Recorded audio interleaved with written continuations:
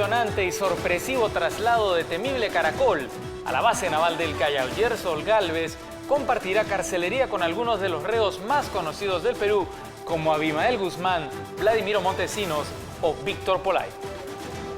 Su abogado estaría impugnando esta decisión. Buenas noches, bienvenido a 90 Central. Buenas noches. Salvador Heresi y Pedro Pablo Kuczynski fuman la pipa de la paz y devuelven la concordia a las filas de Peruanos por el Cambio. Mientras tanto, César Acuña y su fiel escudera Anel Townsend reaparecen para respaldar la candidatura de Kuczynski. Hablaremos de los temas más polémicos. ¿Qué dicen los planes de gobierno de Fuerza Popular y Peruanos por el Cambio sobre la despenalización del aborto o la unión civil de personas del mismo sexo? Sépalo en nuestro informe especial.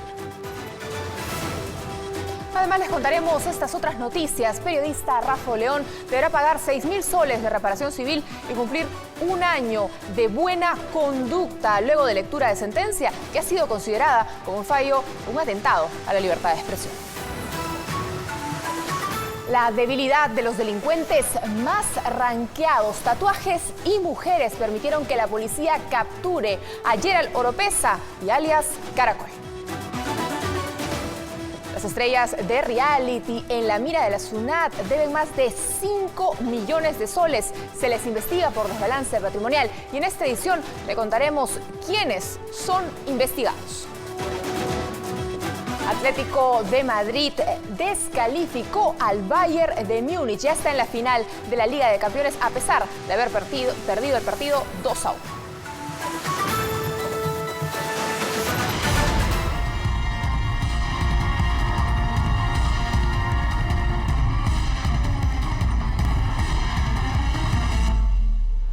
Esta tarde, de manera sorpresiva y en medio de estrictas medidas de seguridad, Gerson Galvez Calle, alias Caracol, fue trasladado del penal de Piedras Gordas a la base naval del Callao.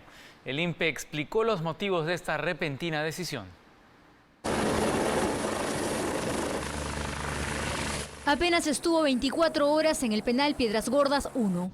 Por la tarde fue recluido en la base naval del Callao Gerson Galvez Calle, alias Caracol. En este mismo lugar cumplen condena reclusos de alta peligrosidad, como el cabecilla terrorista Abimael Guzmán. Y así fue su traslado. Caracol viajó en helicóptero desde Ancón hasta el Callao, enmarrocado con chaleco antibalas y custodiado en todo momento por 2 agentes del Grupo de Operaciones Especiales del INPE. Allí permanecerá por los próximos 18 meses, tiempo que dura su prisión preventiva. Según el Ministerio del Interior, la policía y la propia información y la propia prensa se ha encargado de decir que este es un interno más buscado, el más peligroso, y nosotros hemos tomado esta decisión, reitero, para garantizar la integridad de él, para la seguridad del sistema penitenciario y la misma seguridad ciudadana. El jefe del INPE, Julio Magán, explicó que por seguridad, Caracol no podía permanecer en una cárcel donde también están recluidos integrantes de su banda Barrio King y además Gerald Oropeza, quien es señalado como su principal enemigo. Es que hubo algún tipo de movimiento de la gente de Barrio King, como de igual manera del sector de Gerald Oropeza. Entonces, para garantizar y actuar preventivamente, el INPE va a tomar decisiones y una de esas decisiones ha sido este traslado. Estará sujeto a un régimen excepcional. Solo podrá recibir visitas de sus familiares directos y su abogado a través de locutorios una vez por semana. Podrá hacer una llamada al mes. Es una celda de 2x2 y en esta celda tiene de igual manera su sanitario y puede desarrollar algunas actividades, digamos, de trabajo. Puede desarrollar actividades de lectura y actividades, digamos, educativas. No tiene contacto con ningún interno. Además del cabecilla de Sendero Luminoso Abimael Guzmán, en este centro penitenciario también se encuentran bajo custodia Oscar Ramírez Durán, alias Feliciano, Miguel Rincón, el terrorista Víctor Polay Campos, líder del MRTA, Florindo Flores, camarada Artemio, el ex asesor Vladimiro Montesinos y Wilmer Arrieta, presunto testaferro de Rodolfo Orellana. Otro de los implicados en el caso Oropeza también enfrenta problemas con la justicia. Junior Tarazona, alias J, presunto atacante de la camioneta Porsche del presunto narcotraficante, fue intervenido en Piura cuando intentaba, al parecer, fugar a Ecuador. Ahora me quiere llevar a la puerta para una cosa. Pero revísenos el carro porque voy a decir que hay en la comisaría. fue intervenido en la antigua Panamericana Norte. La policía creía que pretendía llegar a Tumbes para fugar del país. Agentes de la comisaría de Máncora detuvieron a la altura de Vichayito a Junior Antonio Tarazona Acher, alias Jota. El abogado acaba de llamar ahorita. Estaba acompañado de dos guapas mujeres, quienes eran sus más acérrimas defensoras. Pero ¿quién es el conocido como Jota? Tarazona Acher es para la Fiscalía uno de los delincuentes más peligrosos del Callao, una de las cabezas que buscaba controlar la salida de droga a través del puerto Chalaco. El conflicto no era con Gerson Galvez Calle, Oropesa con otro sujeto que sí lo tenemos investigado. Ese otro sujeto quien habría atentado contra el Porsche de Gerald Oropesa es Jota. Según el fiscal Lucio Salirrosas, ambos se peleaban por el control de la droga y Tarazona Acher quería gobernar en el territorio de Oropesa López. Por eso contrató a la banda de sicarios de Jairol, Torres Cáceres, para matar. Pero este no era el único motivo de la disputa. El cangre de la Chutana le habría quitado el amor a Jota. Esta jovencita, Katy Rizos, la autodenominada Reina de la Coca. La organización criminal que lideraba Caracol tiene un largo historial de delitos y llevaba varios años en la mira de la policía. ¿Cómo operaba esta red para sacar la droga por el Callao? ¿Cómo mantenía su hegemonía en el primer puerto? Veamos. Tengo el derecho a la presunción de inocencia. Tengo el derecho. Se te indica, tienes muchas acusaciones. Sí, pero no tengo agraviados. Alega presunción de inocencia, pero los agentes de inteligencia de la Dirandro han establecido que el conocido Caracol y su organización criminal ha instaurado un sistema de terror a sangre y fuego mediante los asesinatos por encargo a fin de encabezar y mantener hegemonía de control del puerto para fines ilícitos. Que sean justos, por favor. No hay evidencia, señorita, no hay evidencia. El informe de inteligencia asegura que Caracol dirige una organización encargada de enviar droga mediante la modalidad de preñado, que consiste en romper los precintos de seguridad de los containers legales e introducir la droga. ¿Cómo llegaron a esta conclusión? Tras un minucioso seguimiento que tuvo como primeras capturas al colombiano José Holguín y Rosa Mía González, ex conviviente del fallecido Gino Tello, quien también fue pareja de Maribel Velarde. Ellos pretendían sacar del país 230 kilos de cocaína el 12 de diciembre del 2014. La droga, que estaba lista en varias maletas, le pertenecía a un colombiano canadiense representado en el Perú por su compatriota Mauricio Ortiz. El apodado Mauricio fue fotografiado cuando se reunió en Magdalena en marzo de este año con el lugarteniente de Caracol apodado Carlitos Mac. Acordarían el pago para el envío de una nueva remesa de droga, 50 kilos de cocaína hacia Estados Unidos vía México. También acudió Edwin Cueva León, alias Peluca. Todos fueron fotografiados, tal como consta en este informe. Cuando llevaba la droga hacia un escondite cercano al terminal, cayó Juan Noboricagua. El clan de Caracol vio frustrado un nuevo envío. Un detalle muy importante es que la policía logró descubrir sus planes, pese a que Gerson Galvez y su organización usaban el sistema de comunicación conocido como BlackBerry Messenger, el cual no utiliza torres de transmisión celular, sino la transmisión de datos a través de la red Wi-Fi, lo que imposibilita interceptar sus comunicaciones o su geolocalización. Gerald Oropesa y Gerson Galvez Calle, alias Caracol, tenían una rivalidad que forjaron a punta de balas y sangre. Ambos sujetos tenían varias cosas en común: su debilidad por los lujos, los excesos y las bellas mujeres que finalmente acabaron costándoles su libertad.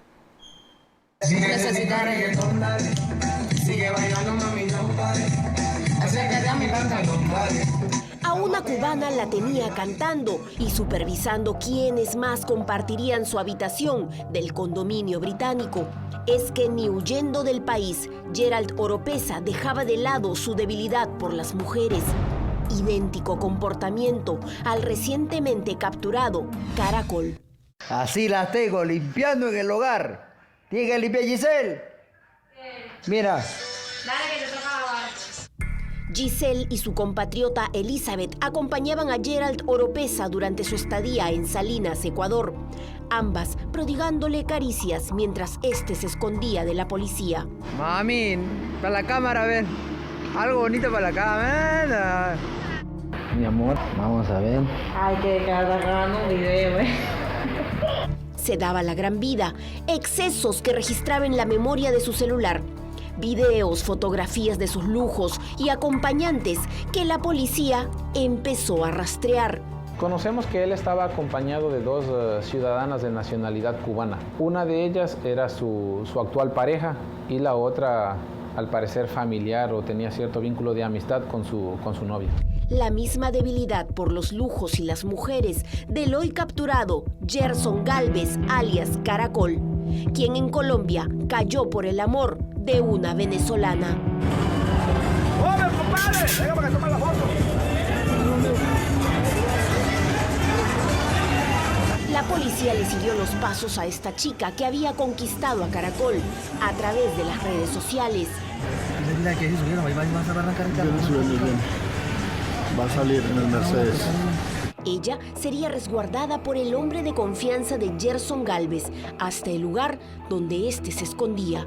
Pese a estar en la clandestinidad, Caracol tenía una cita romántica que se convirtió finalmente en una cita con la justicia que por fin lo alcanzó. Las mujeres siempre fueron el punto débil de Gerson y Gerald. Caracol posee varios tatuajes en la espalda, los brazos y las piernas. ¿Qué significa cada una de estas marcas? Un especialista nos responde.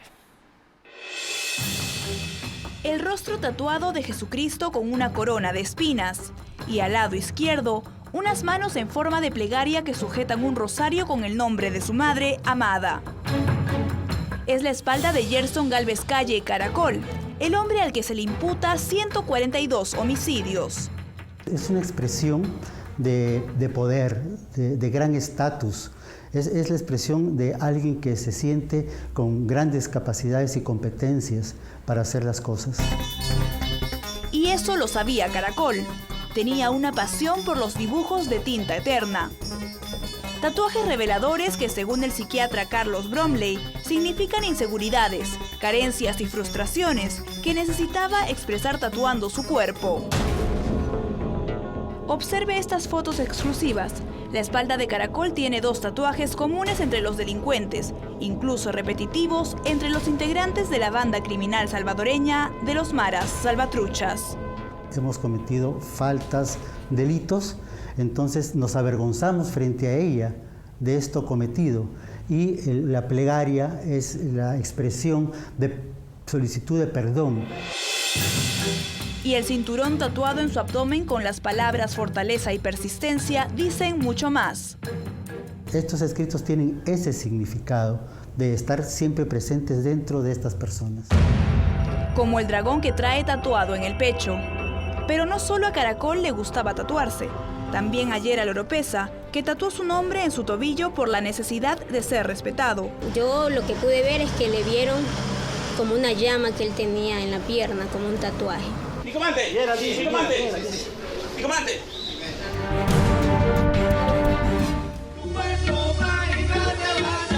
Nos damos cuenta de qué tienen estas señoritas en común. Las alitas de mariposa. 1, 2, 3. Pruebas claves. Una prueba de lealtad y dolor que, según los expertos, es común entre los delincuentes. Tatuajes que implican pacto y fidelidad a prueba de balas. Tatuajes que los hacen sentirse poderosos.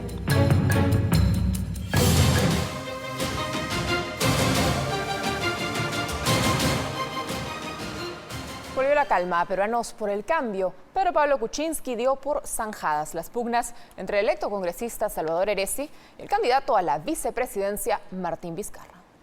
Muchas gracias. Yo estoy en Peruanos por el Cambio y voy a pelear para trabajar porque PPK sea presidente de la República. Totalmente renovado salió Salvador Heresi de la casa de Pedro Pablo Kuczynski tras una reunión privada donde ambos se disculparon. Habiendo recibido explicaciones y satisfacciones correctas. Por supuesto, de mi parte también he expresado mis satisfacciones a nuestro presidente.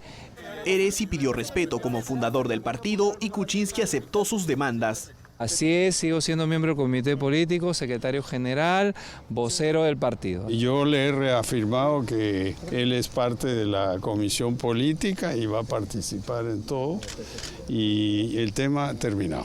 Pese a que no salieron juntos de dicho encuentro, PPK dio por superado el incidente y aseguró que en su partido todo tiene solución. Hay una serie de frustraciones, como lo dije antes, en un partido que ha estado en formación. Bueno, mire, yo no empecé nada, pero siempre me disculpo ante todos, ¿no? Los miembros de la plancha de PPK, también aludidos en diversos tweets, aceptaron finalmente sus disculpas. Sí, pueden haber discrepancias, pero podemos encontrar soluciones siempre. Sí, ¿lo mismo piensa usted, don Martín? Claro, no fue otra cosa que un malentendido. Kuczynski sostuvo que no habrá sanción para Heresi, quien asistirá este miércoles a la reunión ordinaria del comité partidario. Muchas gracias. Y esta tarde el ex candidato César Acuña reapareció y expresó su respaldo a la candidatura presidencial de Pedro Pablo Kuczynski.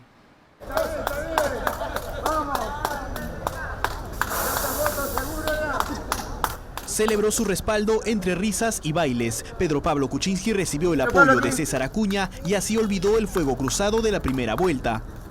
¿Intercambios? ¿Tú me has dicho algo? Yo no recuerdo. PPK visitó al ex candidato en su departamento de San Isidro. Conversaron sobre posibles acuerdos en el Parlamento frente a la mayoría de Fuerza Popular. Ya esta es una decisión política, es una decisión de la Alianza, que vamos a trabajar de la mano para que Pedro Pablo sea el presidente. La democracia siga en el Perú, se fortalezca y no vayamos al autoritarismo y las dictaduras. ¿Quién lo ha buscado en Fuerza Popular? La primera conversación. Yo soy el primero y único. Horas antes, Kuczynski recibió en su local partidario a la gobernadora regional de Arequipa, Yamila Osorio, quien lo invitó a participar en un foro de propuestas en el sur del país, evento donde podría debatir con Keiko Fujimori. Y entiendo que han invitado a la candidata Fujimori también, yo ya he aceptado. Y sobre todo lo que más nos interesa y nos preocupa a todos, evitar que existan más muertos como resultado de los conflictos. Por la mañana, el candidato de Peruanos por el Cambio realizó un mitin en Puente Piedra. El tío Pedro Pablo te va a cuidar. PPK reconoció que en su visita a los Estados Unidos no solo compartió experiencias con los peruanos en el exterior, sino que también dialogó con banqueros. Yo llegué y me reuní con gente, inversionistas, banqueros. Lamentablemente en el mundo tiene que haber banqueros, si no, no hay crédito. Ahí me aseguran, y yo conozco este negocio, que se puede levantar 3 a 5 mil millones para proyectos, o sea, para el agua, para el tren. Por ejemplo, estuvo Schroders, estuvieron los bancos españoles, estuvieron bancos americanos también. Al igual que el Congreso, Kuczynski se mostró en contra de la despenalización del aborto. Lo que tenemos que hacer es controlar a todos estos loquitos que hacen eso, ¿no? Y eso es un tema de educación y de seguridad ciudadana. Este fin de semana, PPK continuará sus actividades en Trujillo y Chimbote. Keiko Fujimori sigue con su campaña y esta vez viajó a Yurimaguas. La candidata de Fuerza Popular se refirió a la decisión del Tribunal Constitucional de rechazar la nulidad de la condena contra su padre, Alberto Fujimori. En Yurimaguas, a más de 30 grados de temperatura, bailó junto a sus simpatizantes y candidatos electos. Al conocer la decisión del Tribunal Constitucional que rechazó anular la condena de su padre, Alberto Fujimori, respondió: tendrá que conversar el abogado junto con mi padre y tomar la decisión si es que esto se llevará a los tribunales internacionales o se presentarán otras medidas constitucionales. Pero vuelvo a ratificar, la libertad de mi padre se verá exclusivamente por la vía legal y constitucional. ¿Sí lo podrían llevar a tribunales internacionales? ¿Lo consideran como familia? ¿Han considerado como familia cualquier tipo de...? Es una posibilidad.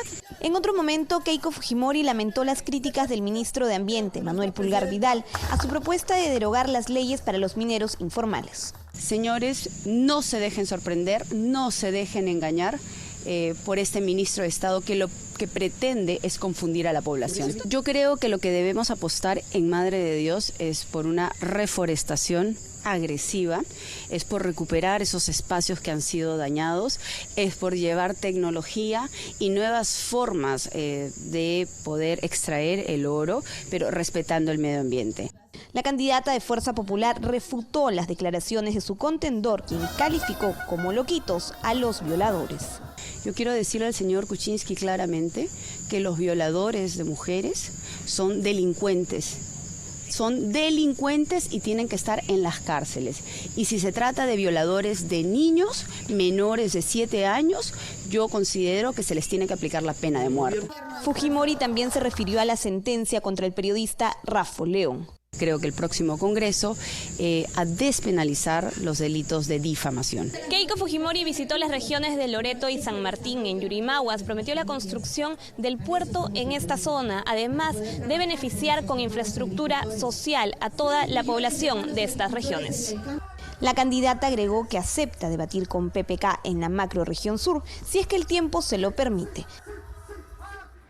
El líder de Alianza para el Progreso, César Acuña, presentó a los 9 congresistas electos de su partido.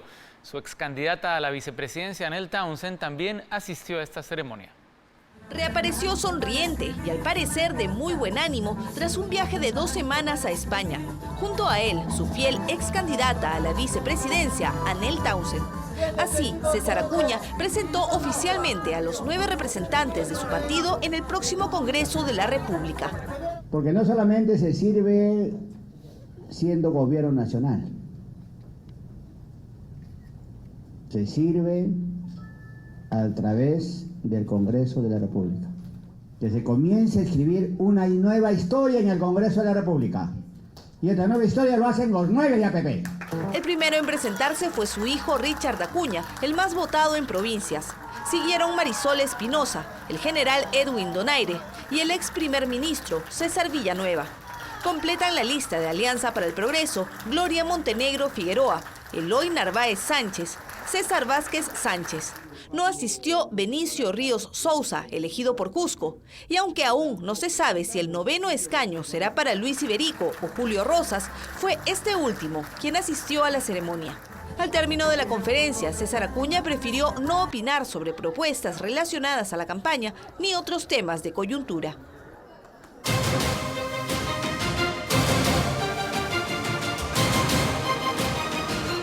En pleno día de la libertad de expresión, la justicia dictó un año de prisión suspendida contra el periodista Raffo León, acusado de difamación. Además, deberá pagar 6.000 soles de indemnización. Perdón, usted no solamente me ha puesto una mordaza como periodista, sino que me impide hablar acá y yo tengo derecho a hablar. Yo tengo derecho a hablar porque quiero decir que estoy en desacuerdo con la sentencia, que yo vivo en un país democrático como todos, menos usted, que vive en una isla de autoritarismo, de arbitrariedad y de violación de los derechos humanos. El reclamo de Raffo León a la jueza Socorro Coronado fijó su rechazo a la sentencia que lo halló culpable del delito de difamación. Lo curioso es que la magistrada se reservó el fallo, es decir, se guardó la condena y a cambio le exigió que cumpla un año de normas de buena conducta. Creo que es el inicio del fin de su carrera como juez, doctora Coronado. La sentencia ha encontrado responsable a Raffo León del delito de difamación, pero le ha perdonado la pena. Se ha empleado lo que se conoce como la figura del fallo, la reserva del fallo condenatorio. Periodistas, amigos y el excandidato Alfredo Barnechea acompañaron a León a la audiencia en la Corte de Justicia de Lima. El mensaje era evitar un atropello a la libertad de expresión, justo en el Día Mundial en que se celebra. E insisto, más allá de mi caso, nos pone a todos los colegas, a todos nosotros, en una situación de alto riesgo. Si a mí me ponen una mordaza en la boca, a los ciudadanos les ponen tapones en los oídos. La querella contra León se remonta al 2014, luego de publicar en la revista Caretas una columna titulada ¿Qué hacemos con la primita? Se refería a Marta Meyer Miro Quesada, exeditora del diario El Comercio, quien en otro artículo había hecho una dura crítica a la exalcaldesa Susana Villarán. Rafa León, quien apeló la sentencia, también deberá pagar una reparación civil de 6.000 soles a Marta Meyer, además de firmar cada mes en el Poder Judicial y pedir permiso para salir del país. Es una amenaza, es la espada de Damocles, no es cierto, pendiente, ¿no?, sobre el periodista, ¿no? Pórtate bien. Al retirarse, el periodista dejó una corbata negra a modo de crespón, un símbolo de que la libertad de expresión está de duelo. Esta sentencia contra Rafa León ha generado una ola de cuestionamientos. El ministro de Justicia, Aldo Velázquez, y el presidente del Congreso, Luis Iberico, se refirieron al tema.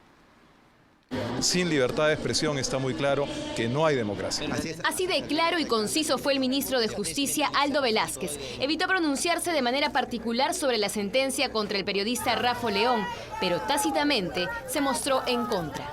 Y la tendencia internacional, en el caso de personajes públicos, es siempre la prevalencia de los derechos a la libertad de información y a la libertad de expresión, que son pilares fundamentales para el sustento de la democracia. En el mismo tono, se pronunció el presidente del Congreso, Luis Iberico, y sugirió que la difamación no debe ser sancionada con cárcel. Hay quienes opinan que debe mantenerse en el Código Penal. Hay quienes opinan, y esta es una opinión personalísima mía, ni siquiera la hemos discutido en mi bancada, que debería pasar al Código Civil. Lamento de verdad esta situación en la que está el colega Rafa León. De todas maneras afecta la libertad, en este caso de prensa, y sobre todo la libertad de expresión de las ideas. Quien discrepó de ellos fue el presidente de la Comisión de Justicia del Parlamento. El prestigio de las personas es un bien que debe ser cautelado, protegido. El asunto es, ¿podemos ponerle valor a la reputación? O sea, ¿cuánto vale tu reputación? ¿Cuánto vale la reputación de cada persona?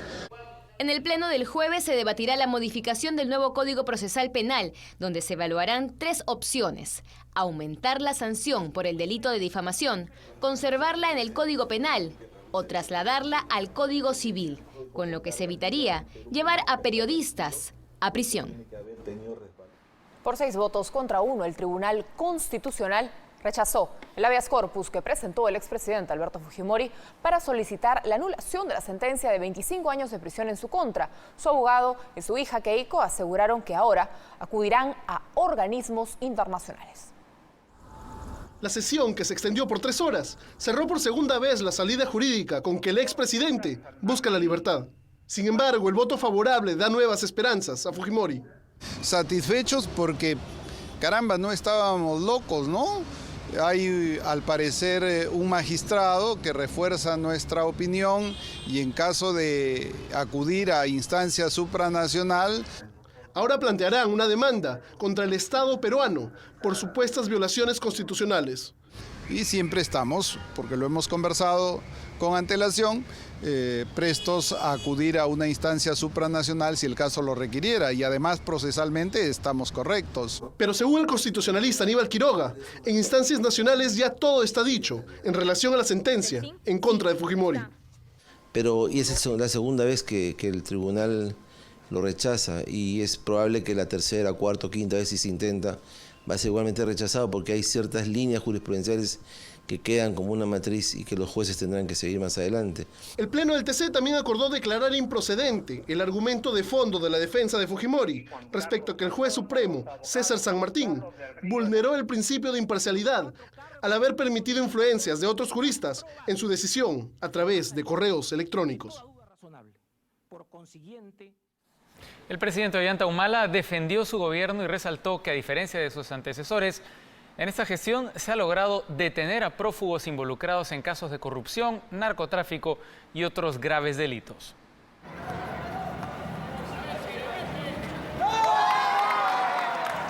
Apuntó a anteriores gobiernos para destacar que en el suyo los prófugos de la justicia fueron capturados, aunque sea fuera del país. Prácticamente en este gobierno hemos traído a todos los que se han escapado, los hemos traído. Creo que eso no podrían decirlo otros gobiernos, ¿no?, que todavía tienen a gente por traer.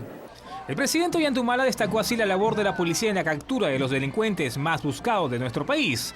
Fue durante su visita a la provincia de la Convención en Cusco, donde inauguró las obras de remodelación del colegio emblemático Manco II. Aquí criticó a los gobiernos locales por no haber invertido adecuadamente los casi 10.000 millones de soles que recibió esta región en los últimos 5 años. Porque eso es importante saber. Si hemos empleado esta plata para hacer jacuzzis y piscinas al aire libre, como he visto en Echarate, mientras que Miaría, comunidades nativas, están pobres.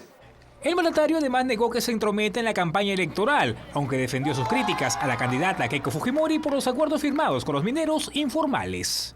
Lo que sí yo tengo es mi derecho a opinar, y a opinar cuando se amenaza políticas de Estado. Derecho que asegura seguirá ejerciendo hasta el final de su gobierno.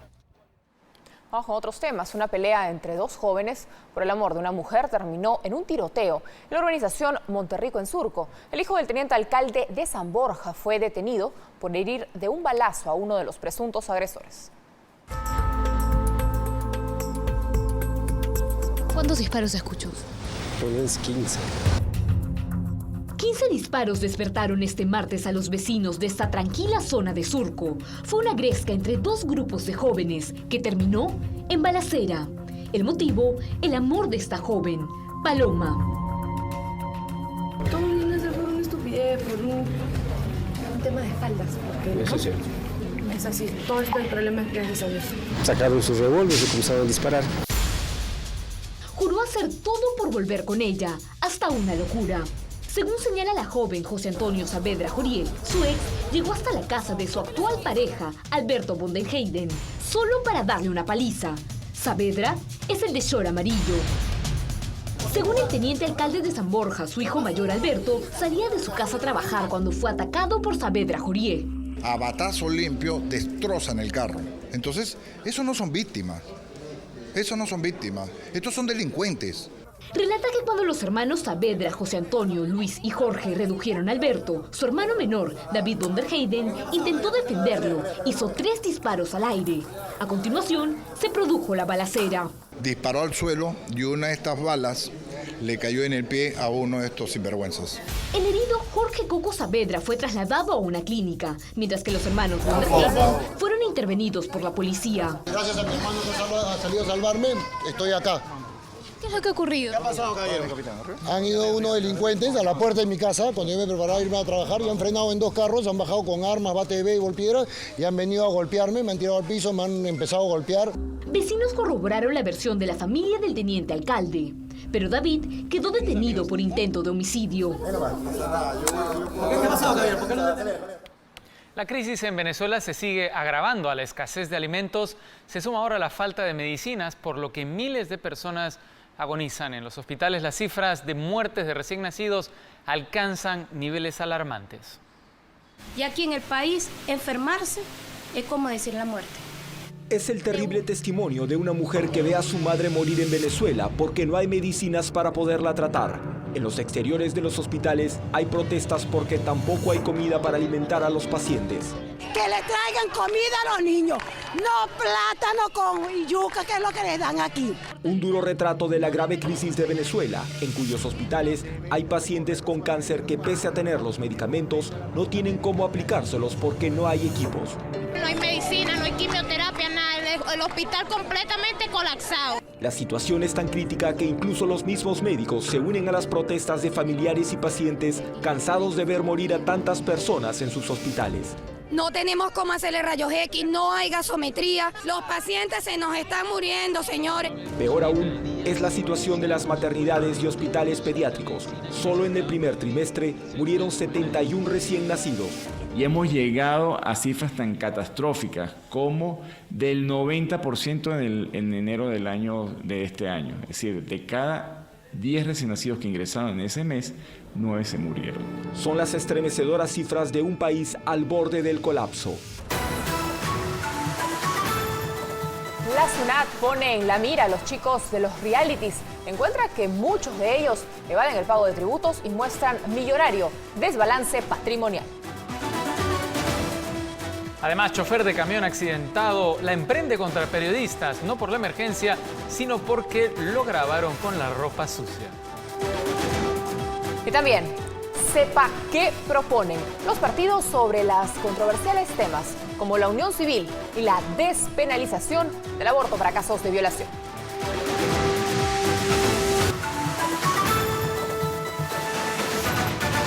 La Las estrellas de los realities están en la mira de la SUNAT. Se los investiga por un posible desbalance patrimonial que alcanza los 5 millones de soles. Veamos de quiénes se trata.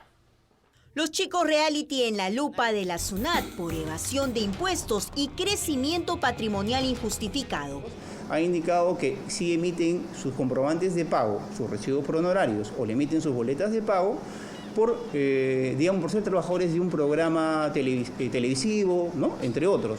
Sin embargo, cuando estas personas actúan en nombre propio y se van a hacer labores de representación o se van a hacer shows u otros por el estilo, no emiten ningún tipo de comprobante de pago.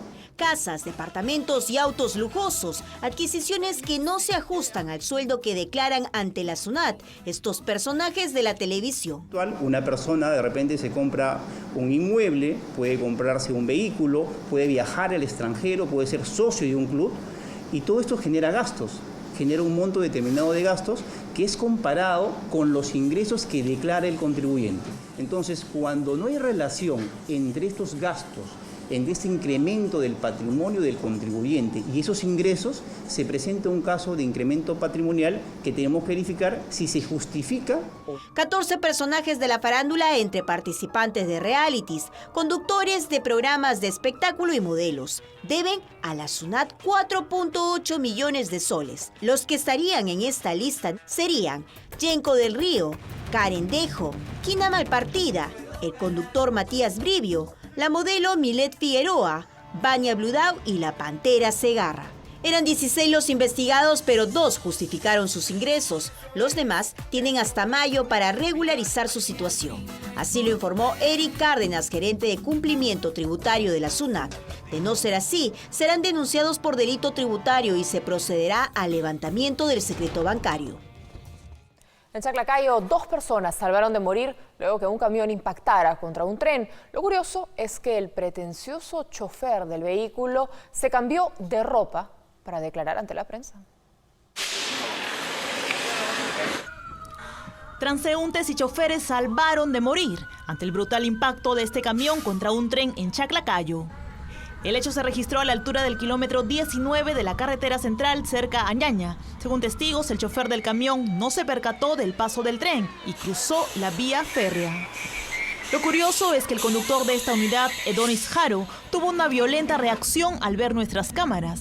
¿Se ha dado cuenta, señor? Él intentó agredir a los periodistas. ¿Se ha dado cuenta, señor? Pensamos que su reacción obedecía a una preocupación por lo sucedido, pero para sorpresa de todos, el chofer estaba más preocupado en lucir otro look durante la entrevista, pues se cambió en su camión volteado, se arregló, se quitó su camisa sucia y así ya quedó listo. No ha habido nadie que intervenga, que diga que paren. Normalmente el claxon del tren debe tener un claxon súper fuerte para yo poder escucharlo. Tenía miedo que el tren se salga y todito se mete, nos caiga todos los... ¿Ha sido la imprudencia del camión, señora? Del camión. El tren transportaba minerales y se dirigía a Lima. Este accidente provocó gran congestión vehicular. El chofer del camión fue derivado a la comisaría. Polémica han desatado las supuestas contradicciones de Keiko Fujimori en su postura sobre la unión civil. ¿Qué dicen los planes de gobierno de Fuerza Popular y Peruanos por el Cambio sobre este y otros temas controversiales? Sepámoslo en nuestro informe especial. Ha pasado exactamente un año desde que la Comisión de Justicia del Congreso de la República archivó definitivamente el proyecto de unión civil entre personas del mismo sexo. Pero hoy, a puertas del inicio de un nuevo gobierno, el tema vuelve a cobrar vigencia, sobre todo para los candidatos presidenciales. Todo inició con las últimas declaraciones de Keiko Fujimori en contra de la unión civil y la despenalización del aborto. Queda claro que yo no estoy a favor de la unión civil ni de la adopción de niños por personas del mismo sexo. Esto, para sus detractores, sería una contradicción con su discurso de meses atrás en la Universidad de Harvard. Entonces, dijo lo siguiente. Yo estoy a favor de la unión civil en cuanto se refiere a respetar los derechos patrimoniales de las parejas, más no en la adopción de niños. y estoy en contra del aborto, salvo el caso del aborto terapéutico. Según el vocero de Fuerza Popular, Luis Galarreta, Fujimori no cambió su posición. Primero depende cómo hacen la pregunta, vuelvo a repetir. Primero que no hay ninguna contradicción. Keiko Fujimori lo ha dicho desde cuando se debatía aquí en el Congreso hace 3 años, o 2 años, el proyecto de unión civil del amigo Carlos Brus. Pero en medio de la polémica y las pullas de campaña, tanto Keiko Fujimori como Pedro Pablo Kuczynski parecen coincidir en su posición frente a la unión civil. Yo siempre les he dicho que es unión civil no matrimonial, es una unión patrimonial de derechos legales, pero no es matrimonial. Ambos candidatos hablan a título personal. Dentro de Peruanos por el Cambio hay opiniones que distan de la de su líder, como la de Carlos Brus, principal impulsador del proyecto de unión civil. En el caso de Fuerza Popular, como partido, aún no hay una postura clara. No hay una postura del partido, es una decisión de carácter personal sobre la visión, la forma de pensar de cada miembro que tenga que tomar una decisión. Por parte de Peruanos por el Cambio, Mercedes Arauz explicó su propuesta. ¿Ustedes en qué se diferencia, digamos, eso de la propuesta de Fuerza Popular? ¿Se sabe la diferencia? Sí, el otro es solamente un tema meramente patrimonial y que no incluye relaciones de personas que tienen alguna vinculación. Y bueno, en nuestro caso sí aceptamos las relaciones y las libertades que puedan tener los individuos. La unión civil podría ser nuevamente planteada por alguna de las bancadas en el próximo periodo legislativo, a partir del 28 de julio. Y una vez más, la violencia empaña la Copa Perú. Esta vez un jugador quedó desfigurado, luego que se registraran varias broncas entre los futbolistas durante un partido. Para estos jugadores de la Copa Perú, el espíritu deportivo no existe. La violencia en las canchas llega al extremo que jugadores como este queden con el rostro desfigurado. La gresca se produjo en pleno partido entre la Unión Pesquera versus Sport Chanchamayo. En el estadio del distrito de San Ramón, Manuel Córdoba recibió un fuerte golpe en el rostro. El futbolista del Sport Chanchamayo no dejaba de sangrar. Pensó que era su nariz, pero en realidad había quedado con un semejante corte en la cara, por lo que tuvo que retirarse así, tal cual. Y al separar la gresca, recibo un golpe por atrás de uno de los jugadores. Me ha dado un golpe, pero al parecer tenía un anillo, ¿no? Porque un golpe de esa magnitud no se abre tanto el pómulo. No hubo presencia de personal de auxilio, ni bomberos, ni policías. Nadie lo auxilió y tuvo que ir caminando hasta una clínica particular, porque no le dieron ni para la mototaxi. En vibrante partido, el Bayern de Múnich fue eliminado de la Champions por el Atlético de Madrid. Volvemos con Gustavo Barnechea y los deportes. Gustavo Barnechea con la información deportiva. Gustavo. Buenas noches. ¿Cómo están? Muy buenas noches. Grandes sorpresas hoy día. Sí, parece que sí, ha habido grandes sorpresas, como esta victoria del Atlético sobre el Bayern. Pero de todas maneras un resultado que uno podía imaginar, un partido cerrado, apretado, que comienza ganando el Bayern con el tanto de tiro libre de Xabi Alonso. Ganaba con justicia, me parece, el Bayern en esta primera mitad. Había sido inteligente en el manejo de la pelota, tratando de aprovechar los espacios. Luego se genera esta falta que termina fallando Müller. Hubiera sido el 2-0, le hubiera dado la tranquilidad al Bayern. Miren la cara de Guardiola, lo dice todo. Después en esta acción vendría, tras el gran pase de Torres, el golazo de Griezmann, el francés, que ha sido clave en la campaña del Atlético de Madrid.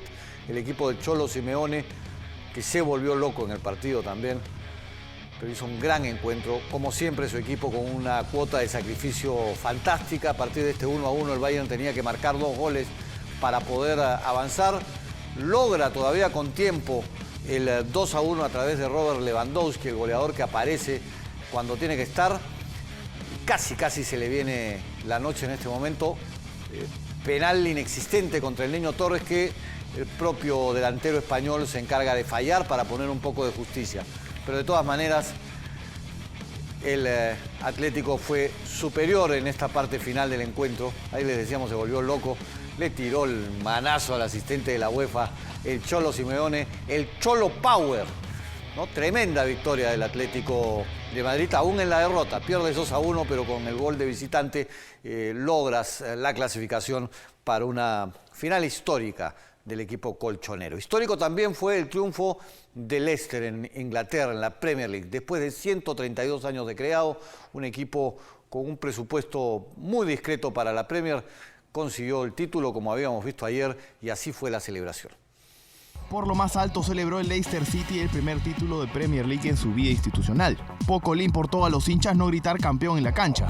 Bares alrededor de toda la ciudad se colmaron de aficionados que gritaron como propios el tanto de Eden Hazard al Tottenham. Un desahogo que esperó 132 años.